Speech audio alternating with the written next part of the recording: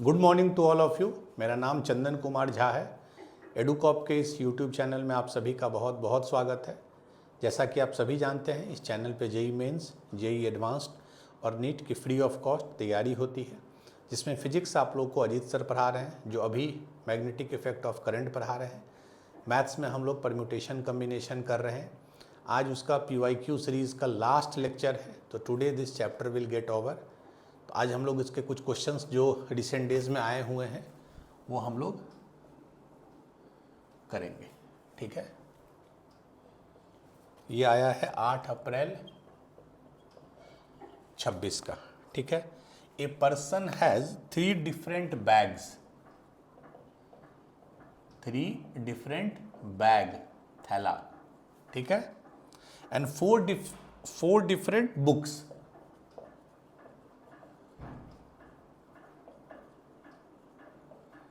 ठीक है, 4 अलग अलग उसके पास पुस्तकें हैं और 3 अलग अलग बैग है। ठीक है, the number of ways in which he can put the books in the bags. एक मिनट पॉज कर। ठीक है, तो 4 डिफरेंट बुक्स को 3 डिफरेंट बैग्स में अरेंज करना है, इंसर्ट करना है, सो दैट कंडीशन है no bag is empty. Option A 18, option B 36, option C 39 and last option 72। ठीक है, 4 डिफरेंट बुक्स हैं, 3 डिफरेंट बैग्स हैं। बुक्स को ऑब्वियसली बैग में डालना है, बट कंडीशन है कि कोई भी बैग एम्प्टी ना रहे, मतलब किसी में जीरो नहीं रहेगा। तो क्या क्या पॉसिबिलिटी है? चूंकि 3 बैग है, मान लीजिए मैं ऐसे लिखता हूं, ये बुक 1 बिक्स से रिप्रेजेंट कर रहे हैं हम लोग बुक्स को, और ये 3 बैग है, तीनों डिफरेंट है, मान लीजिए एक्स है, वाई है, जेड है। तो तीनों में एक एक तो मिनिमम रहेगा ही, ये दिया हुआ है कंडीशन में। तो टोटल अगर 4 है और तीनों में एक एक एक रहेगा, तो बचेगा कितना? सिंगल। तो अब उसके पास 3 ऑप्शन है, जो एक्स्ट्रा बुक है वो या तो एक्स में जाए, या वाई में जाए, या जेड में जाए।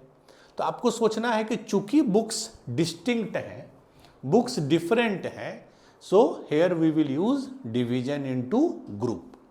और क्या पॉसिबिलिटी है? एक बैग में 1, एक बैग में 1, एक बैग में 2। अब किसमें 1, किसमें 1, किसमें 2 वो बात की बात है, but this is the only possibilities जो इस क्वेश्चन को सेटिस्फाई कर रहा है। एक बैग में एक बैग में 1 और एक बैग में 2। तो बेसिकली 4 बुक्स को 3 डिफरेंट ग्रुप्स, डिफरेंट बैग्स में अरेंज करना है, सो दैट एक में 1 आए, एक में 1 और एक में 2। बस अब आप इसको डायरेक्टली कर दीजिएगा। क्या होता है? Total factorial 2 + 1 + 1। ठीक है, उसके बाद क्या करते हैं? तीनों का सेपरेट फैक्टोरियल, तो ये फैक्टोरियल तो 1 है, ये भी 1 है, तो ये हो गया 2 फैक्टोरियल। फिर क्या देखते हैं? क्या सेम नंबर 2 बैग में, 3 बैग में है? हाँ, 2 बैग में सेम नंबर है, तो उसके फैक्टोरियल से हम डिवाइड करते हैं। मल्टीप्लाई क्या करते हैं? अगर तीनों का डिफरेंट आइडेंटिटी है तो उतने फैक्टोरियल से मल्टीप्लाई करते हैं। आप वो चैप्टर, वो लेक्चर फिर से देख लीजिए, division into groups. So this is your answer. तो 24/2 कितना हो गया? 4 × 6, तो 36। 36 विल बी द आंसर। बहुत बेसिक क्वेश्चन है, बहुत सिंपल क्वेश्चन है। बस ये समझना है कहाँ डिवीजन इनटू ग्रुप्स लगाना है, कहाँ पार्टीशन मेथड या जो n+r-1 CR-1 वाला है। अगर डिस्टिंक्ट है तो आपको केस बाय केस बना के डिवीजन इनटू ग्रुप्स करना होगा। आइडेंटिकल ऑब्जेक्ट्स होते तो आपको n+r-1 CR-1 वाला यूज करना होता है। कुछ भी पूछ सकता है। आइडेंटिकल में हमेशा नंबर ऑफ वेज कम हो जाएंगे, क्योंकि आइडेंटिकल में it's the number only that matters. ये मैं कितनी बार आपको समझा चुका हूं। चलिए नेक्स्ट क्वेश्चन। ये आया है 23/1/26। The number of ways in which 16 oranges, और ब्रैकेट में लिखा हुआ है आइडेंटिकल, एक ही जैसे हैं, can be distributed to 4 children, distributed to 4 children such that each child gets at least 1 orange, माने एक तो मिलेगा ही सबको। Option 429, option 455, next 384 and last 403। Coincidentally अगला ही क्वेश्चन वैसा मिल गया जहां ऑब्जेक्ट आइडेंटिकल है। तो जब ऑब्जेक्ट आइडेंटिकल है तो आप एक बार ये सोचिए कि जो हम लोग नंबर ऑफ सॉल्यूशंस वाला अप्रोच रखते हैं, ठीक है, तो अगर 4 चिल्ड्रन हैं, मान लीजिए पहले को मिला x1, दूसरे को मिला x2, तीसरे को मिला x3, चौथे को मिला x4, ठीक है, तो टोटल कितना मिलेगा? 16 है। बट यहां पर आप एक चीज ध्यान रखिए, ये डिस्टिंक्ट हैं। मतलब अगर मैं ये बोलूं कि एक बच्चे को 3 मिला, तो आपको ये पूछना होगा कि सर किस बच्चे को? x1 को 3 मिलना इज डिफरेंट फ्रॉम x2 को 3 मिलना, मतलब चिल्ड्रन 2 को 3 मिलना इज डिफरेंट फ्रॉम चिल्ड्रन 3 को 3 मिलना इज डिफरेंट फ्रॉम चिल्ड्रन 4 को 3 मिलना, क्योंकि बच्चे डिस्टिंक्ट हैं बट ऑब्जेक्ट जो है वो आइडेंटिकल है, ठीक है। तो बेसिकली हमको इसका नंबर ऑफ वेज, मतलब नंबर ऑफ सॉल्यूशन निकालना है। बट यहां कंडीशन क्या दिया है हमारे क्वेश्चन में? कम से कम एक मिलना चाहिए, मतलब ये दिया है कि कोई भी जो इसमें चारों वैल्यू है वो 1 या 1 से ज्यादा होगा। हम लोग जो डायरेक्ट फार्मूला पढ़ते हैं n+r-1 CR-1, वो किस सिचुएशन के लिए? कि जब 0 भी अलाउड हो। तो वैसे केस में हम लोग क्या करते हैं? नया वेरिएबल क्रिएट करते हैं। तो x1 greater than equal to 1 है, तो x1 -1 greater than equal to 0 होगा, और हमको यही चाहिए होता है। उसी लॉजिक से x2 -1, x3 -1 एंड x4 -1, इसको हम कैपिटल X1 मान लें, इसको कैपिटल X2। अब ये कितनी बार आप ये क्वेश्चन कर चुके हैं? Capital X4। तो इसका मतलब x1 जो है कैपिटल X1 वो ग्रेटर देन इक्वल टू 0 है, जो हमको चाहिए। बट क्वेश्चन में चूंकि स्मॉल x1 है, तो क्या रिलेशनशिप है? Small x1 -1 is capital X1, तो स्मॉल x1 को लिख सकते हैं कैपिटल X1 +1। तो ये बेसिकली हो गया कैपिटल X1 +1। उसी लॉजिक से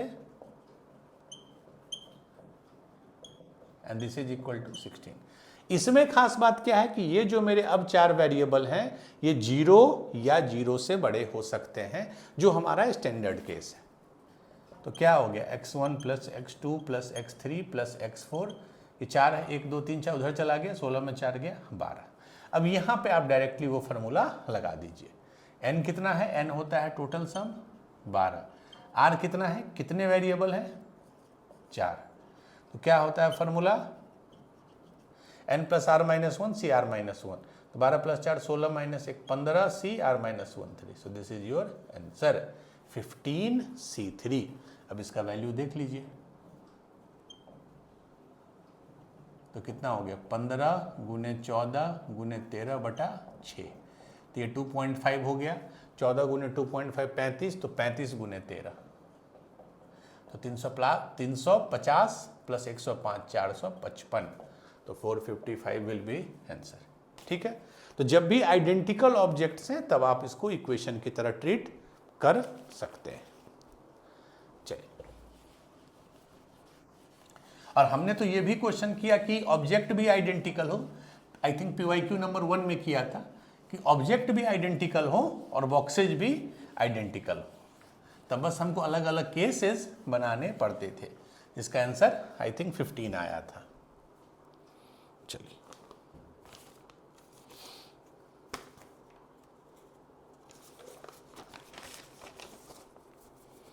ये बहुत अच्छा क्वेश्चन है। ये क्वेश्चन है आपको 28/1/26, ठीक है। इसमें ध्यान से देखिए, एक सेट है 1 2 से लेके 9 तक, मतलब 9 डिजिट है, 1 2 3 4 5 6 7 8 9, ये उसके एलिमेंट्स हैं, ठीक है। चलिए, अब ध्यान से देखिएगा क्वेश्चन। x बोलता है नंबर ऑफ, इसमें मैं लिख रहा हूं 9 digit numbers formed using the digit of s, माने हमको इस 9 डिजिट को यूज करके हमको 9 डिजिट नंबर बनाना है, such that only 1 digit is repeated and that also only twice. ठीक है, मतलब कि मैं इसको अलग तरह से बना रहा हूं, अलग तरह से अप्रोच से। x एक कांस्टेंट है, वो क्या है कि इस 9 डिजिट से कितने 9 डिजिट नंबर बन सकते हैं using the digit of s इसमें है, सच दैट उसमें से एक डिजिट रिपीट हो रहा हो, जैसे 4, तो 4 रिपीट होगा, और कितनी बार होगा? 2 बार। ठीक है, उसी लॉजिक से एक अलग उसने वेरिएबल दे दिया y। y बोल रहा है number of 9 digit number formed using the digit of s such that only 2 digits are repeated। उसमें एक हो रहा था, इसमें 2, and each of these is repeated exactly twice, exactly twice। तो 4 ऑप्शन है। पहला 56x बराबर 9y, दूसरा 21x बराबर 4y, तीसरा 45x बराबर 7y एंड लास्ट 29x बराबर 5y। बेसिकली x और y में रिलेशनशिप निकालना है। बहुत अच्छा क्वेश्चन है, बट उतना ही फंडामेंटल है। लैंग्वेज से मत जाइए, इस मोस्ट फंडामेंटल क्वेश्चन। अब x पे फोकस कीजिए कि भाई 9 डिजिट है, 1 2 3 4 5 6 7 8 9, उससे 9 डिजिट का नंबर बनाना है, लेकिन एक डिजिट रिपीट होगा, एक डिजिट रिपीट होगा, और जो भी डिजिट रिपीट होगा वो 2 बार रिपीट होगा। तो अब मान लीजिए 9 डिजिट का नंबर है 1 2 3 3 6 3 9। ठीक है, क्या क्या डिजिट हम लोग मान के चलते हैं बिगिनिंग में कि मान लीजिए कोई रैंडम ले लीजिए 5 जो है वो रिपीट हो रहा है, और वो भी कितनी बार? 2 बार। तो कहीं कहीं 5 है, मान लीजिए 5 होगा। ठीक है, अब इसमें ध्यान देने वाली बात है कि कोई भी डिजिट रिपीट हो सकता है। 1 भी रिपीट हो सकता है, 2 भी, 3 भी, 4 भी, 5 भी, 6 भी, 7 भी, 8 भी, 9 भी। तो 9 वेज हो सकता है टू सेलेक्ट कि भाई कौन सा डिजिट रिपीट हो रहा है। मान लीजिए 5 रिपीट हुआ, तो that can be 1 also, 2 also, 9 also. तो 9 वेज होगा ये डिसाइड करने के लिए कि कौन सा डिजिट रिपीट हुआ। अब मान लीजिए कि 5 और 5 रिपीट हो रहा है। ठीक है, अब सबसे इसमें इंपॉर्टेंट चीज जिस पे मैं फोकस करना चाह रहा हूं, जो बच्चे मिस कर सकते हैं, कि क्या ये बताना काफी है कि कौन सा डिजिट रिपीट हो रहा है, उससे हम बाकी डिजिट का पता लगा लेंगे? Answer is no. क्योंकि अगर 5 2 बार है तो अब कितने बचे डिजिट? 1 2 3 4 5 6 7। अब 7 डिजिट बचे, लेकिन 5 लेने के बाद, 5 हटाने के बाद डिजिट इसमें 8 बचेंगे। ठीक है, 9 में अगर आप 5 हटा लीजिए, क्योंकि 5 आपने ऑलरेडी डाल दिया 2 बार, तो 8 डिजिट बचे। लेकिन आप अब 7 ही उसमें ले सकते हो, क्योंकि आपके पास 1 2 3 4 5 6 7 ही जगह है। तो 8 में 7 सेलेक्ट करने का ये बहुत इंपॉर्टेंट स्टेप है जो बच्चे मिस कर सकते हैं। सिर्फ ये बता देना कि 4 रिपीट हो रहा है, नहीं, ये भी बताना है कि बाकी 7 स्लॉट पे हम उस 8 में कौन सा ले रहे हैं। क्योंकि हम 7 ही ले सकते हैं, एक को हमको ओमिट करना ही होगा। और अब जब हम ले लिए यहां कोई डिजिट, यहां कोई डिजिट, यहां कोई डिजिट, हो गया। अब तो अब बताइए कितने नंबर्स बन सकते हैं? टोटल 9 डिजिट था, तो 9 फैक्टोरियल। चूंकि 5 2 बार है, तो कोई भी डिजिट या कोई भी चीज अगर रिपीट हो रहा है तो उतना फैक्टोरियल से हम लोग, तो x का वैल्यू ये आ गया। उसी लॉजिक से अब y का देखिए, इसमें क्या बोल रहा है, number of 9 digit 2 digits are repeated. तो पहले तो हम ये देखेंगे कि कौन से 2 डिजिट रिपीट होंगे, 5 7 2 3, तो कितने वेज में हो सकता है, 9C2। अब क्लियर हो गया, मैं फिर से बना देता हूं। मान लीजिए फिक्स्ड हो गया 3 और 5 रिपीट हो रहा है, और ये भी दिया है कि दोनों 2-2 बार होगा, तो 3 3 मान लीजिए 5 5 कहीं भी डाल दी। अब कितना स्पेस बचा, 1 2 3 4 5, 9 में 4 भर गया तो 5 बचा, लेकिन डिजिट कितना बचा, आप 9 में से अगर 2 ले लिए तो 7 बचा। मतलब अब इफेक्टिवली 7 डिजिट में आपको कोई भी 5 चुनना है यहां फिल करने के लिए। और एक बार जब फिल हो गया, डिजिट फाइनल हो गया, तब नंबर ऑफ वेज कितना होगा, टोटल इज 9 फैक्टोरियल, और नीचे में 2 बार रिपीट हो रहा था तो 2 factorial 2 factorial. So this is your y। ठीक है, तो अब आपको बेसिकली हम अगर ऐसे काम करें कि x बाई वाई निकाल लेते हैं, ठीक है, तो इसको थोड़ा मिटा देते हैं यहीं पे।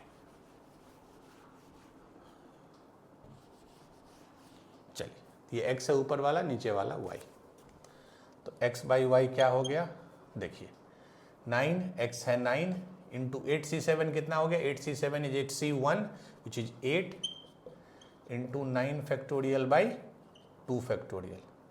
अब आ जाइए y पे, तो 9C2 into 7C5 into 9 factorial, और ये ऊपर चला जाएगा नीचे का नीचे, तो 2 इंटू 2 4। तो देखिए इससे ये कट गया, तो 9 गुने 8 72, 72 गुने 4 हो गया ऊपर में, नीचे हो गया ये 2 गुने 9C2 कितना होगा, 9/2 7, तो 8 9 72 72 36 इंटू 7C5 इज 752, तो 6 7 42 21। तो देखिए ये हो गया 2, ये हो गया 18, ये हो गया 4, तो 4/21। x बाई वाई इज 4/21, तो x बाई वाई इज 4/21, ये सही ऑप्शन हो गया। ठीक है, इसमें ये स्टेप बच्चे मिस कर सकते हैं, उनको लगेगा कि 2 चुन लिए तो हो गया, नहीं, आपने अगर 3 5 चुना तो 2 ओमिट होगा, साथ में आप 5 ही चुन पाओगे अब, क्योंकि 2 स्पेस वो एक्स्ट्रा खा गया है, इसीलिए x ऐसे निकलेगा और y ऐसे। तो answer will be option B.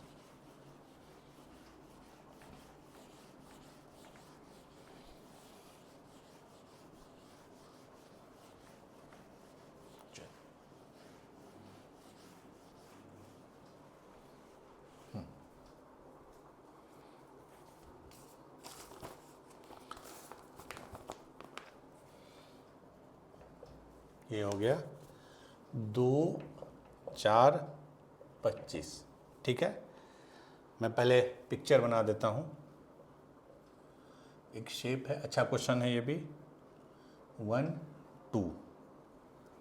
अब इसको ले लेते हैं, इसको इसको इसको, ठीक है, और ये हो गया ऐसे ऐसे, ये एक शेप है। ठीक है, ये है रो 1 पहला रो, ये है रो 2 इसमें 3 बॉक्स है, और ये है रो 3 इसमें 2 ही बॉक्स है।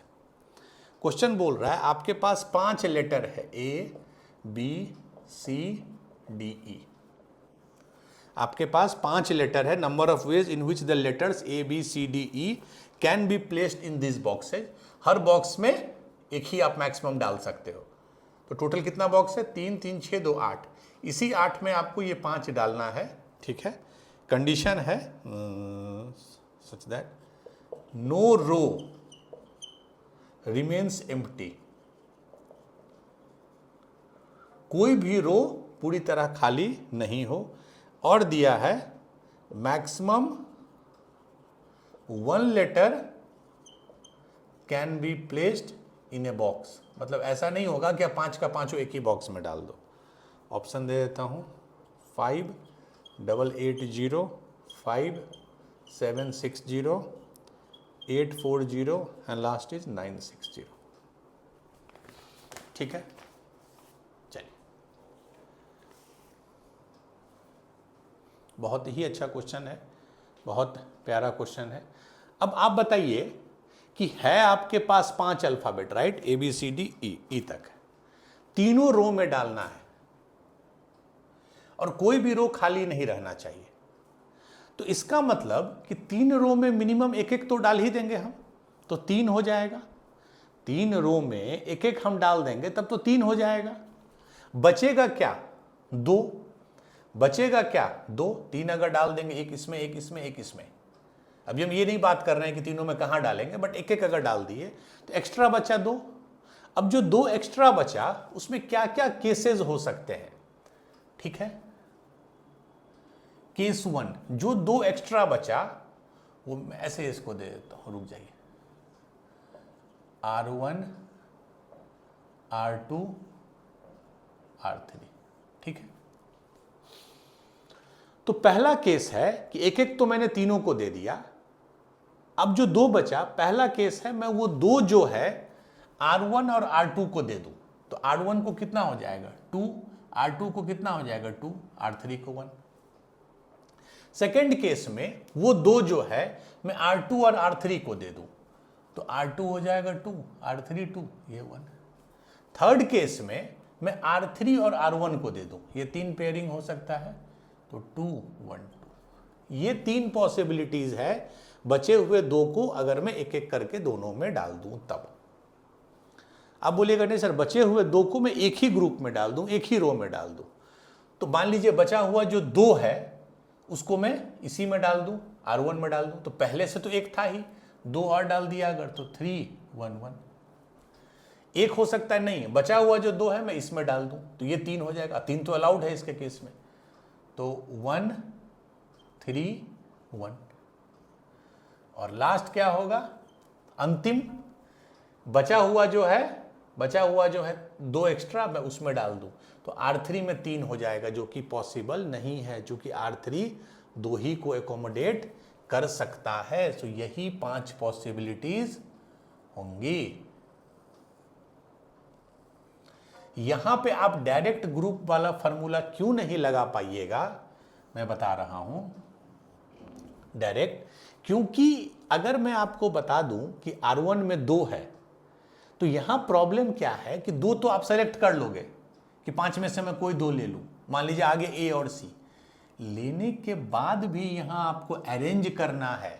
2 यहां हो सकता है, 2 यहां हो सकता है, 2 यहां हो सकता है, तो आपको परम्यूटेशन भी फर्दर करना होगा। That is the beauty of this question. चलिए अब एक एक करके करते हैं, बहुत सिंपल है। पहला केस लेते हैं, आप समझ जाइए। R1 में 2 देना है, तो पहले तो इस 5 में कौन सा 2 देंगे, तो कैसे होगा सेलेक्ट, 5C2। मान लीजिए आपने सेलेक्ट कर लिया C और D। अब अगर आप C और D सेलेक्ट कर लिए रो 1 के लिए, तो 3 स्लॉट है और 2 आपको अल्फाबेट मिल गया।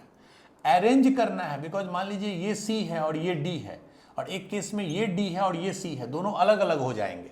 तो बेसिकली 3 स्लॉट है और 2 आपका टर्म है, तो 3P2, ये समझ लीजिए। C और D सेलेक्ट होने के बाद आपके पास 3P2 ऑप्शन है, 3 जगह और 2 को अरेंज करना है। चलिए ये हो गया R1। अब R2 में आ जाइए। 5 में 2 हम ऑलरेडी सेलेक्ट कर चुके हैं, तभी ये 5C2 आया है। अब बचा कितना ऑब्जेक्ट, 3 ऑब्जेक्ट। 3 में कितना सेलेक्ट करना है R2 के लिए, तो 3C2। टोटल 3 ऑब्जेक्ट ही अब है, ये 2 हट गया, तो 3 में R2 के लिए 2 चाहिए, तो 3C2। अब यहां भी देखिए, अगर आप 2 ले लिए हैं, 2 कोई भी ऑब्जेक्ट आप चुन लिए हैं और जगह 3 है, तो यहां भी 3P2 होगा। अब कितना हुआ, 2 इसको दे दिए, 2 इसको, एक ऑब्जेक्ट बचा, सिंगल ऑब्जेक्ट बचा। ऑब्वियसली ऑब्जेक्ट को चुनने की जरूरत तो है नहीं, अब एक ही बचा, लेकिन उसके पास 2 ऑप्शन है। सिंगल ऑब्जेक्ट है तो या तो यहां होगा या यहां होगा, तो इनटू 2। ठीक है, उसी लॉजिक से आप पांचों केस का डालिएगा and you will get the final answer. मैं नेक्स्ट भी कर देता हूं। अब जैसे ये है, तो पहले तो कौन सा 1 लेंगे, 5C1 रो 1 के लिए। अब मान लीजिए 1 ले लिया आपने A, तो A के पास आपके पास कितना स्लॉट है इसके लिए, 3 जगह है और ऑब्जेक्ट एक ही है, तो कितना वे में उसको कर सकते हैं, 3P1। 3p1 is nothing but 3 होगा, या तो यहाँ होगा या यहाँ होगा, यहाँ। उसी लॉजिक से अब 1 दे दिए तो बचा 4, तो 4c2। अब जब यहाँ 2 ले लिए तो 3p2, फिर 1 हो गया। अब देखिए बचा 2 ऑब्जेक्ट, फाइनली 2 ऑब्जेक्ट बचा, जगह भी 2 ही है, तो सिलेक्शन का तो खैर चलिए लिख देते हैं 2c2। और जब 2 ले लिए यहाँ के लिए हम b और c, तो एक बार b और c होगा, एक बार c और b होगा, 3 2। ठीक है, तो उसी तरह आप पांचों केसेज को भरिएगा। मैं पहला का वैल्यू बता दूं, 5c2 कितना होगा, 5 फैक्टोरियल में, तो 10।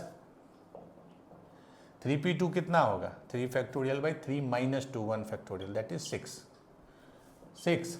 फिर 3c2 is 3, 3p2 is again 6 into 2, तो कितना होगा, 6 दूना 12, 6 दूना 12, 12 छक 72, 72 गुने 3 216, तो 2160। ठीक है, पहला वाला केस का जो वैल्यू आएगा 2160। आपको सारे को ऐड करना है पांचों केसेस को। ठीक है, यू नो ये फार्मूला एनसीआर आपको पता है, n factorial by r factorial n minus r factorial, but NPR क्या होता है, n factorial by only n minus r factorial. उसी लॉजिक से आप पांचों को फिल करिएगा। मैंने 2 आपको बता दिए।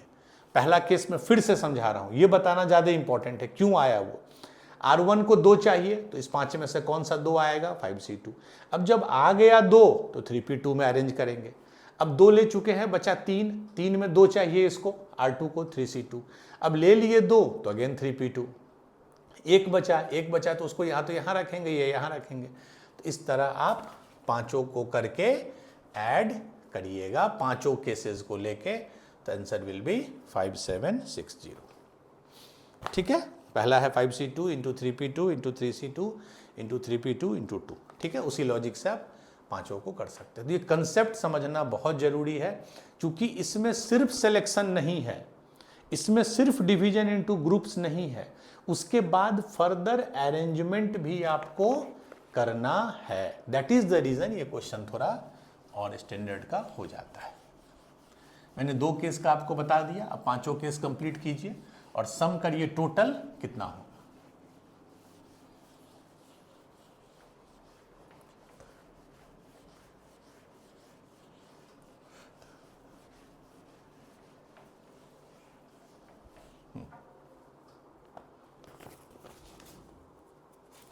Now question, next question, question number 5। ये भी बहुत अच्छा क्वेश्चन है, सिंपल है।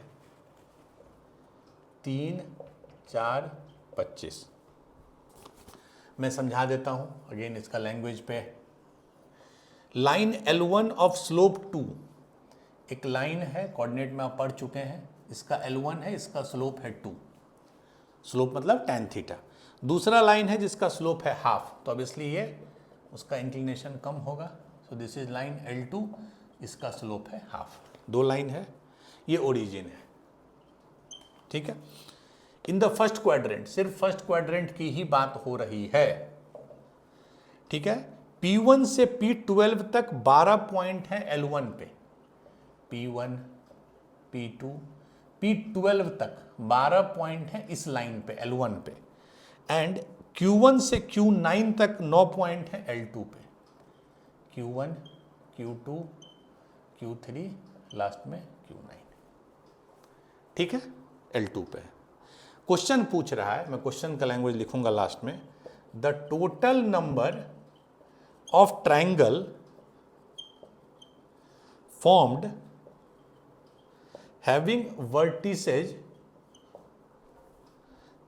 एट these 22 पॉइंट्स, कौन सा 22, 12 प्लस 9, 21 प्लस ओरिजिन 22, 12 मैं यहां लिख दे रहा हूं, 12 प्लस 9 प्लस 1। मैं इसका ऑप्शन आपको नहीं दे रहा हूं। ठीक है, 12 पॉइंट है, 9 पॉइंट है, 12 9 21 और एक ओरिजिन है।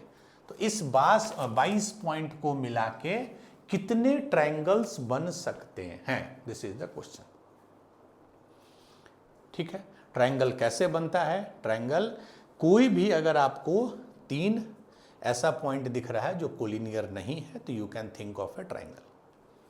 ठीक है, बट यहां पे इशू क्या है, ये जो ओरिजिन है वो कॉमन है, L2 पे भी है, L1 पे भी है।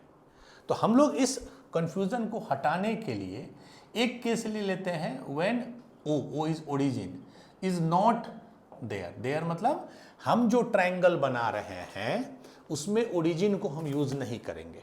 मतलब हमारा 3 वर्टेक्स होता है ट्रायंगल में, उसमें ये नहीं होगा, सिर्फ ये 12 और ये 9, 21 होंगे। तो क्या पॉसिबिलिटीज है, चूंकि ये तो एक लाइन पे है, तो इसका मतलब ट्रायंगल कैसे बनेगा इसको भूल जाइए। अब इस 12 में अगर मैं कोई 2 पॉइंट ले लूं, मान लीजिए P1 और P3, 2, और इसमें एक ले लूं, जैसे ये मान लीजिए P3 था, तो P1 P3 और इसमें कोई एक ले लूं, तो ये हो सकता है। मतलब एक पॉसिबिलिटी है मैं इसमें से 2 पॉइंट लूं, तो 12C2, और उसके हर केस के लिए मैं यहाँ पे 9 पॉइंट, जैसे P1 P4 ले लिया, तो उसके लिए मेरे पास तीसरा वर्टेक्स के लिए 9 पॉइंट है, इंटू 9 प्लस, अब मैं उल्टा करता हूं, 2 पॉइंट मैं इसमें से ले लेता हूं Q1 से Q9 के बीच में, तो कितना हो जाएगा 9C2, और इसके हर 2 पॉइंट के लिए एक पॉइंट हमको P पे मिलेगा, माने P1 से P12 तक, तो इंटू 12, तो कितना हो गया, यही 2 अब ओरिजिन को भूल जाइए आप, तो कितना हो गया 12C2 is 12 factorial by 2 factorial plus 9 factorial by 2 factorial into 12। तो ये देखिए 12 गुने 11 गुने 9 बटा 2 प्लस ये कितना हो जाएगा 7 था, तो 8 गुने 9 बटा 2 गुने 12। ठीक है, तो हम अगर 12 गुने 9 कॉमन ले लें तो 12 गुने 9 कितना होता है 108, 108 बटा 2 54, तो 54 कॉमन ले लें अगर, तो यहाँ 11, 12 गुने 9 108, 108 बटा 2 54, तो 8, तो 19 गुने 54, तो कितना हो गया 54 गुने 19, 9 चौके 36 के 6 हाथ में 3, 9 पचे 45, 3 48, और ये हो गया 54, तो 6 8 4 12 का 2 हाथ में 1, 5 4 9 1 10, तो 1026 1026 ट्रायंगल बनेंगे जब ओरिजिन को हमने नहीं लिया। अब सेकंड केस क्या लेंगे कि ओरिजिन होगा ही होगा। सेकंड केस बहुत सिंपल है कि आपको case 2 when O is one of the vertex. अब तो बहुत सिंपल है, एक वर्टेक्स ये है, तो एक वर्टेक्स आपको इसमें से लेना होगा। आप इसमें से दोनों नहीं ले सकते। अगर दोनों वर्टेक्स एक ही लाइन पे हो जाएगा तब तो ये भी उसी लाइन पे है और वो दोनों भी इसी लाइन पे हैं, तो 3 सेम पे हो जाएंगे, ट्रायंगल नहीं बनेगा। मतलब ये तो फिक्स्ड है। अब एक वर्टेक्स इससे लेना है, एक वर्टेक्स इससे लेना है, तो इससे वर्टेक्स लेने का ऑप्शन 12, इससे वर्टेक्स को लेने का ऑप्शन 9। ये तो फिक्स्ड है, तो 12 गुने 9 108, so this plus this 1026 plus 108, तो 1134। I think the final answer will B 1134। ठीक है, बहुत अच्छा क्वेश्चन था, फंडामेंटल था, और मेंस में वैसे भी फंडामेंटल क्वेश्चन ही आते हैं मोस्टली। ठीक है, आपको बस ये थॉट लेना होगा कि ओरिजिन को मैं सेपरेट रखूं, तब इसमें से 2 इसमें से 1, या इसमें से 2 इसमें से 1। ओरिजिन ले लूं तो और आसान है, एक इसमें से एक इसमें से, तो सारे केसेज को जोड़ के 1134। थोड़ा सा जब क्वेश्चन पढ़िए 10-15 सेकेंड उस पर टाइम दीजिए सोचने के लिए, इमेजिन करने के लिए। एक बार आपने एक प्रोसेस माइंड में बना लिया तो फिर क्वेश्चन बहुत डिफिकल्ट नहीं लगना चाहिए। चलिए,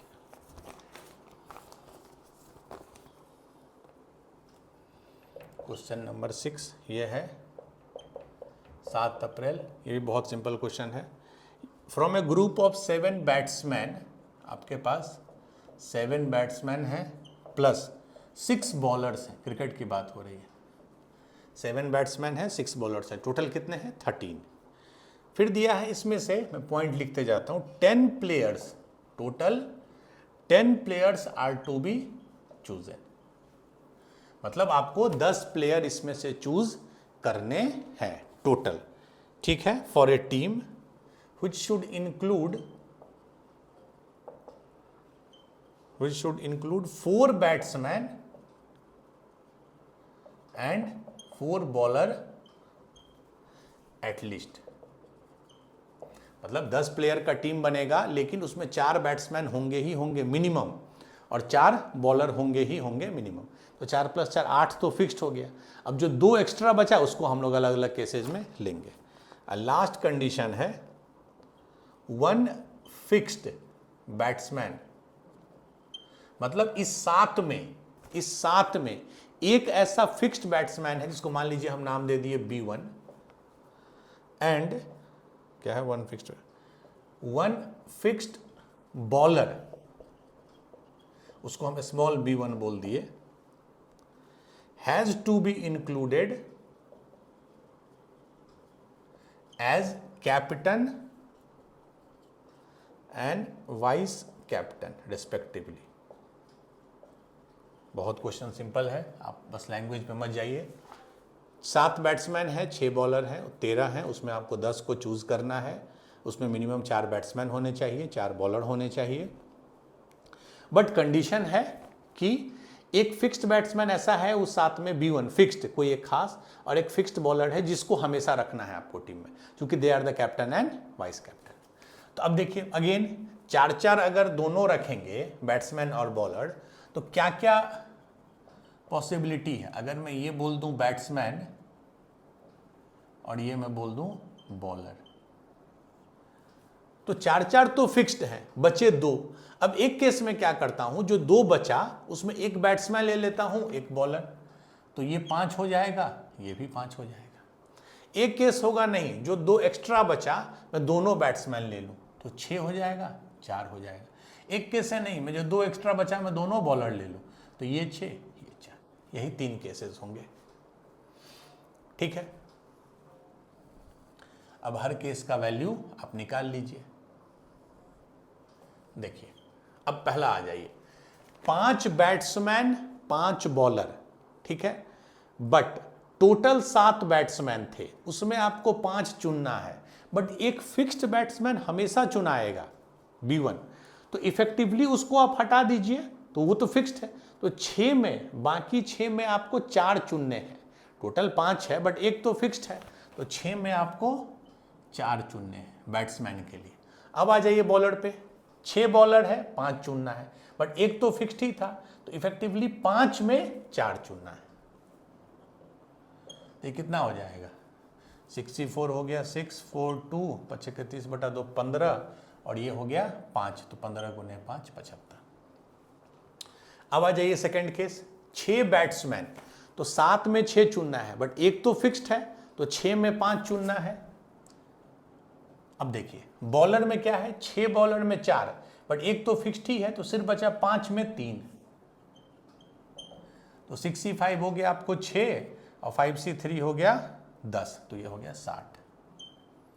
अब लास्ट देखिए, 7 बैट्समैन में 4 चुनना है, बट एक तो फिक्स्ड है B1, तो 6 में 3 चुनना है। अब देखिए लास्ट 6 बॉलर है और 6 में 6 वो चुनना है, तब तो एक ही वे होगा, 66 is 1, क्योंकि 6 है सारा चुनना है, तो 63 × 1, तो 63 कितना हो जाएगा, तो 6 5 4 बटा 20,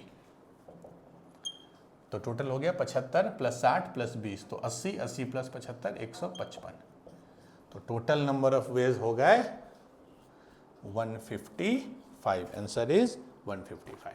ठीक है, तो यही 3 पॉसिबिलिटी होंगी, बट कोई भी क्वेश्चन बनाने से पहले थोड़ा आप 2 सेकंड थॉट दे दीजिए, सो दैट वो एरर नहीं होगा। और सारे फंडामेंटल क्वेश्चंस हैं, कोई ऐसा इसमें नहीं है कि आपको लगे कि ये हमने नहीं पढ़ा है, but the more you practice the more confidence you get. चलिए, अब आज का लास्ट क्वेश्चन है, बहुत सिंपल क्वेश्चन है, ठीक है। टुडेज लास्ट क्वेश्चन ये है 22/1/25। क्या है, फ्रॉम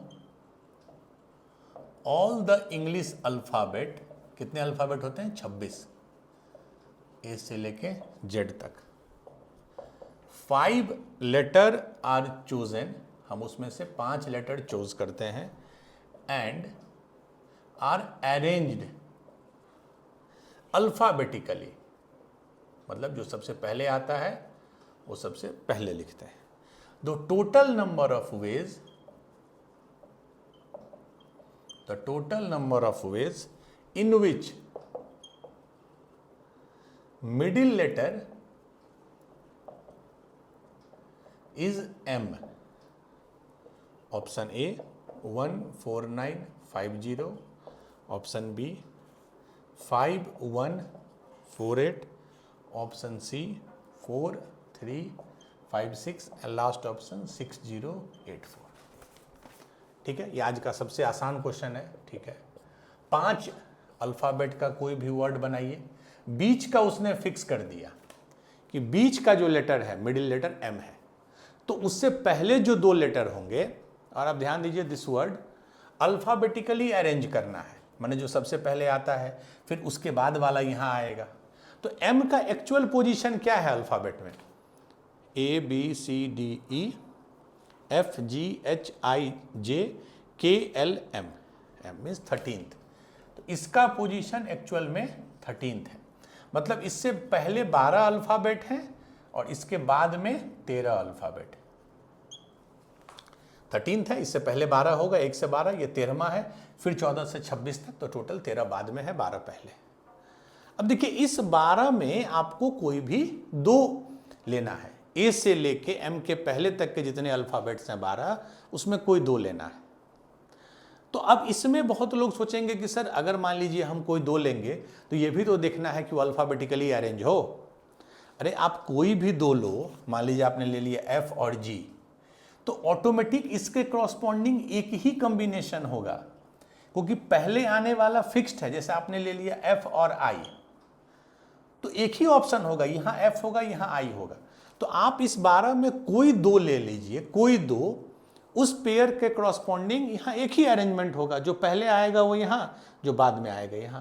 तो टोटल 12 में आपको 2 लेना है कोई भी, तो 12C2, ये तो फिक्स्ड है। उसी लॉजिक से अब बाकी जो 13 बचे उसमें भी कोई 2 लेना है, उसमें भी कोई 2 लेना है आपको, 12C2, और यहां पे क्या हो गया 13 है, 13 में कोई भी 2 लेना है। अब लेने के बाद जैसे मान लीजिए आपने ले लिया आर और टी, तो एक ही होगा, यहां आर होगा यहां टी होगा, क्योंकि जो पहले आएगा उसको पहले लिखना है। तो जब हम ये दोनों कर दिए तो फिर क्या फर्दर कोई अरेंजमेंट करेंगे? जैसे मान लीजिए हमने लिया यहाँ एफ जी, हाँ यही देखिए FGMRT, तो ये फिक्स्ड है। अब हम जी को यहाँ नहीं कर सकते हैं, जी को यहाँ नहीं कर सकते हैं, सो एक ही पॉसिबिलिटीज होगा सिलेक्शन के बाद। This is your answer. तो 12C2 कितना होगा? 12 factorial by 2 factorial, 10 factorial, 13 factorial by 2 factorial, तो 12 गुने 11 बटा 2, तो 11 गुने 6 66। ये देखिए 12 गुने 13 बटा 2, तो 13 गुने 12 बटा 2, 13 गुने 6 78, तो 78 इंटू 66 क्या हो गया? 8 से 48 के 8 हाथ में 4, 6 के 42, 4 46, 8 से 48 के 8 हाथ में 4, 6 के 42, 46, तो 8, 8 से 14 का 4 हाथ में 1, 8, 8 से 14 का 4 हाथ में 1, 6 4 10 के 11 के 1 हाथ में 1, तो 5148, 5148, ठीक है। तो ये बहुत सिंपल क्वेश्चन था। पहले 12 में 2 लेना है, फिर 13 में 2 लेना है, उसके कॉरस्पॉन्डिंग एक ही कॉम्बिनेशन बनेगा, ठीक है। तो जो 6-7 क्वेश्चन हम लोग आज किया, with this chapter permutation and combination we have completed. बहुत ही इंपॉर्टेंट चैप्टर है और इस चैप्टर का डायरेक्ट एप्लीकेशन आपको प्रोबेबिलिटी में दिखेगा, जो हम लोग क्लास 12th में पढ़ेंगे, ठीक है। तो जो हमने मई लास्ट से शुरू किया था एडुकॉप चैनल, 11th का एक चैप्टर छोड़ के we have completed all the chapters जो थोड़ा भी इंपॉर्टेंट है, थोड़ा भी चांस है आने का, इंक्लूडिंग इनइक्वालिटीज, लॉग, सब कुछ किया है। 11th का हमने पूरा कंप्लीट किया except 1 chapter which is complex number, जो हम लोग इसके बाद करेंगे। No doubt we will take some pause and then we will start complex number. वो हम लोग का लास्ट चैप्टर होगा 11th का, और उसके बाद हम लोग मूव करेंगे 12th के चैप्टर में। तो आज के लिए इतना ही है। We have completed permutation and combination thoroughly. Do more and more question, more and more practices. जितना कीजिएगा उतना कॉन्फिडेंस बढ़ेगा। अब नेक्स्ट जो प्रॉपर वीडियो होगा वो कॉम्प्लेक्स नंबर का वीडियो होगा। तब तक के लिए all the best, thank you.